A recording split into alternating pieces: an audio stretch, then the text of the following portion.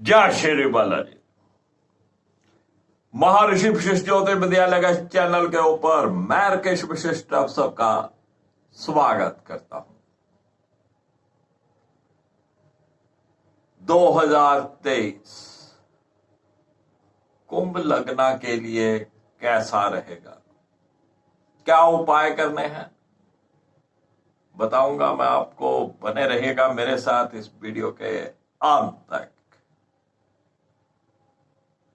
कुंभ लग्न की बात करेंगे। कुंभ लग्न के लिए 2023 कैसा रहने वाला है, और सर्वप्रथम हम बात करेंगे जनवरी से लेकर अप्रैल अंत तक की। वर्ष के शुरू में ही कुंभ लग्न के 12वें भाव में शनिदेव चलेंगे और 17 जनवरी 2023 शनिदेव लगन में कुंभ राशि में आ जाएंगे। बृहस्पति देव कुंभ लग्न के द्वितीय भाव में चल रहे हैं और जनवरी से लेकर अप्रैल के अंत तक द्वितीय भाव में रहेंगे। कुंभ लग्न के तृतीय भाव में राहु देव चल रहे हैं और अक्टूबर के अंत तक यही रहेंगे। वर्ष के शुरू में जो स्थिति रहने वाली है, लगन का स्वामी शनि 12वें भाव में, खर्चों में बढ़ोतरी, अननेसेसरी खर्चे, सेहत में उतार चढ़ाव, ये स्थिति जो है 17 जनवरी 2023 तक रहने वाली है। 17 जनवरी के बाद शनिदेव लगन में आ जाएंगे। अब इसकी चर्चा बाद में करेंगे। बृहस्पति देव जो कि कुंभ लग्न के लिए धन को रिप्रेजेंट करते हैं, द्वितीय भाव के भी स्वामी हैं और लाभ भाव के भी स्वामी हैं, यानी कि आय के साधनों के भी स्वामी बृहस्पति देव हैं और संचित धन के स्वामी भी बृहस्पति देव हैं। द्वितीय भाव में चल रहे हैं। बोलबानी बहुत अच्छी रहने वाली है। यहाँ पर शनि की दृष्टि रहेगी 17 जनवरी तक, उसके बाद शनि की दृष्टि वहां पे नहीं रहेगी, तो बोलबानी के लिए भी शनि यहाँ पर बृहस्पति देव अच्छे बैठे हुए हैं।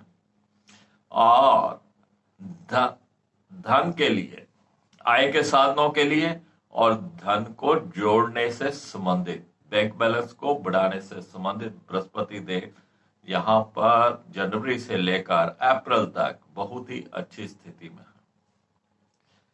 और घर परिवार के सुख के लिए भी बृहस्पति देव यहां पर अच्छे हैं।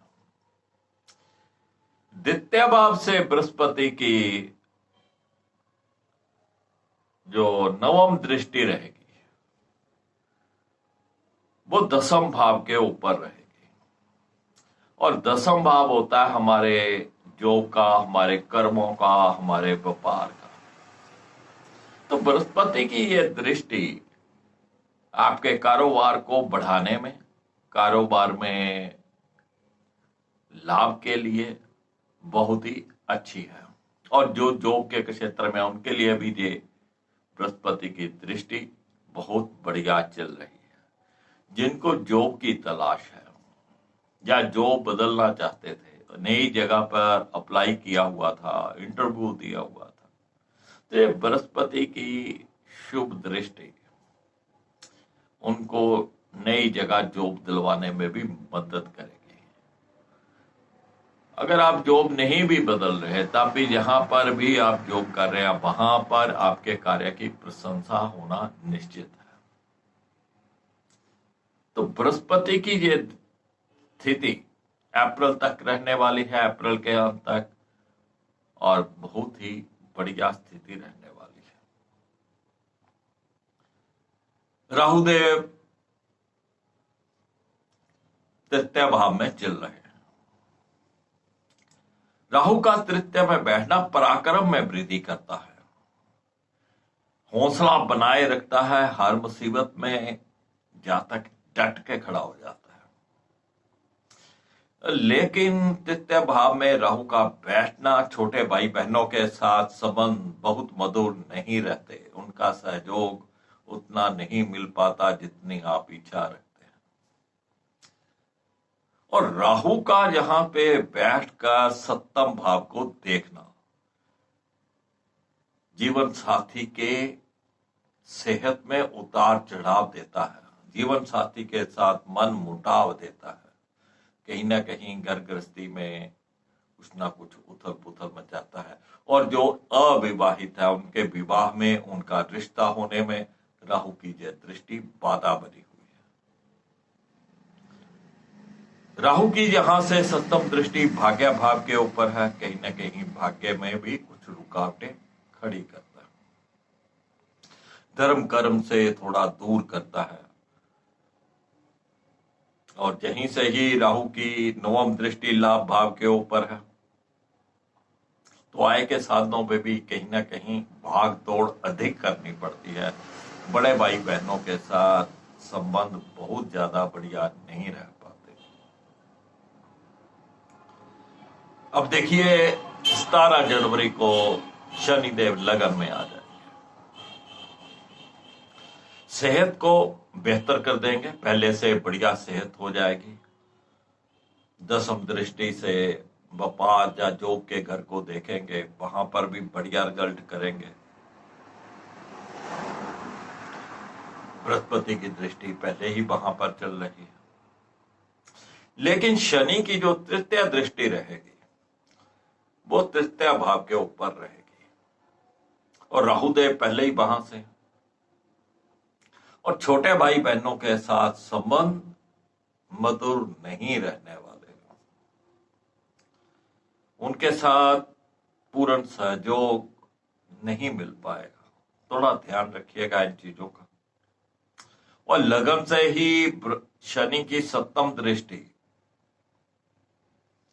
सप्तम भाव के ऊपर रहेगी, और राहु की दृष्टि भी सप्तम भाव पे चल रही है। तो ये दृष्टि आपके लाइफ पार्टनर के लिए बिल्कुल भी अच्छी नहीं है। उनकी सेहत में अप एंड डाउन बहुत जल्दी जल्दी होंगे, नजर लगने के भी संभावनाएं जहां पर बनी हुई हैं, और आपस में मतभेद उत्पन्न होंगे। तो इन चीजों से बचना है। जिनकी शादी नहीं हुई है उनकी शादी में रुकावटें और बढ़ेंगी, लेकिन जिनका रिश्ता तय हो चुका था, जिनका रिश्ता तय हो गया था, ये राहु शनि की दृष्टि उसमें कहीं ना कहीं वहम भरम की स्थिति पैदा करेगी। कुछ ना कुछ जिसे कहते हैं ना, भांजी मार दी, लेग पुलिंग कर दी, उस रिश्ते को तोड़ने के कुछ लोग प्रयास करेंगे, जहां सिचुएशन ऐसी बन जाएगी कि रिश्ता टूट जाए। और ये स्थिति अप्रैल के अंत तक यूं की त्यों बनी रहेगी, उसके बाद भी बनी रहेगी, लेकिन अप्रैल के अंत तक ये बहुत ही गंभीर स्थिति रहेगी।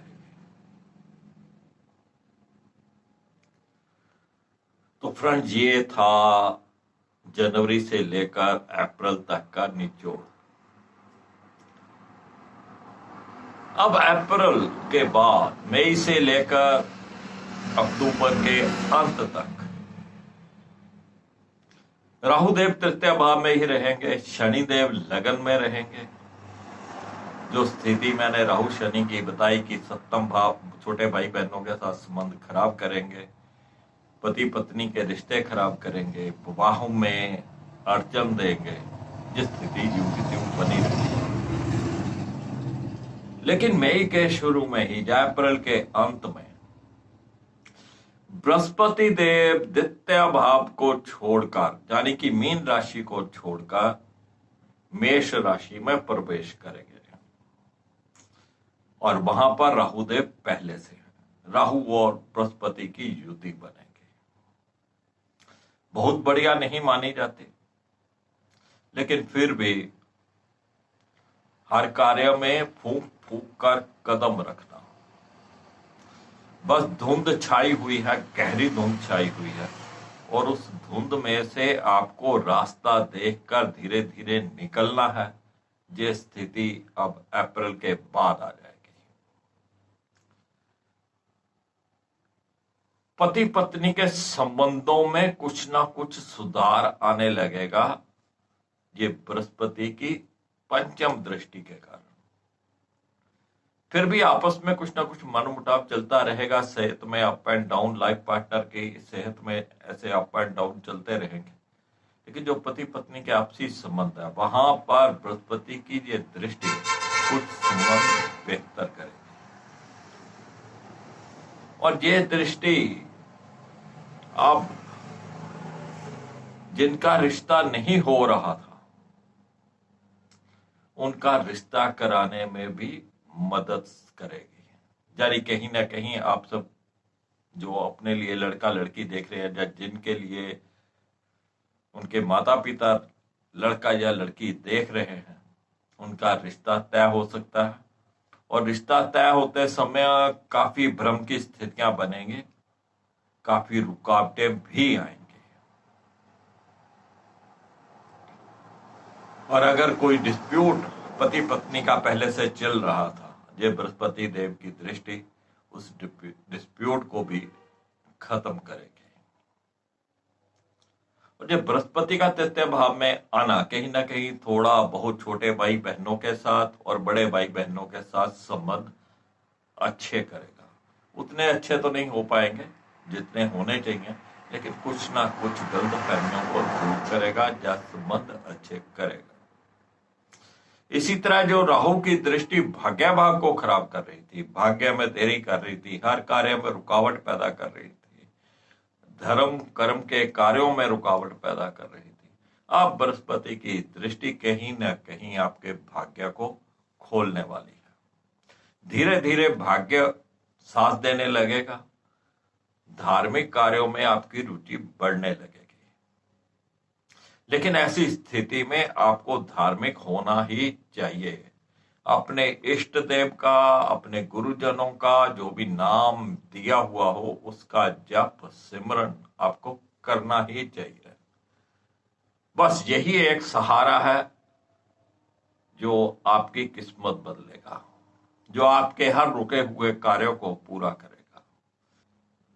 मई से लेकर अक्टूबर के अंत तक वैसे तो आपको पूरा वर्ष करना है। ये गुरुजनों का सत्कार, साधु सन्यासियों का सत्कार और उनके द्वारा दिया गया नामदान का जाप, अपने इष्ट देव का जाप आपको पूरा साल ही करना है। आपके कोई बाधाएं नहीं आएंगी, जो बाधाएं होंगी वो खुद खत्म हो जाएंगी। यही एक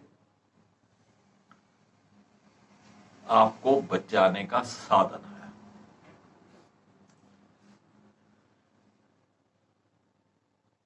अक्टूबर के अंत में और या नवंबर दिसंबर की बात करें तो राहु देव मेष राशि छोड़कर मीन राशि में चले जाएंगे, द्वितीय भाव में गोचर करेंगे। घर परिवार में कहीं ना कहीं कुछ ग्रह क्लेश की स्थिति बनाएंगे, बोल बानी को थोड़ा रूखा कर देंगे, और जो संचित धन है उसको भी बढ़ने से रोकेंगे। उल्टा जो आपने संचित किया होगा उसके भी खर्च होने की संभावनाएं बन जाएगी।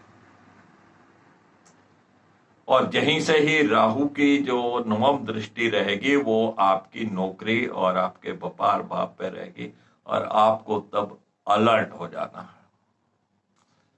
नवंबर दिसंबर के महीने में आपको बहुत अलर्ट हो जाना है, अपना कार्य समय से पूरा करना है और पंक्चुअल रहना है आपको, क्योंकि वहां पर लगन से शनि की दृष्टि भी दसम भाव पर है।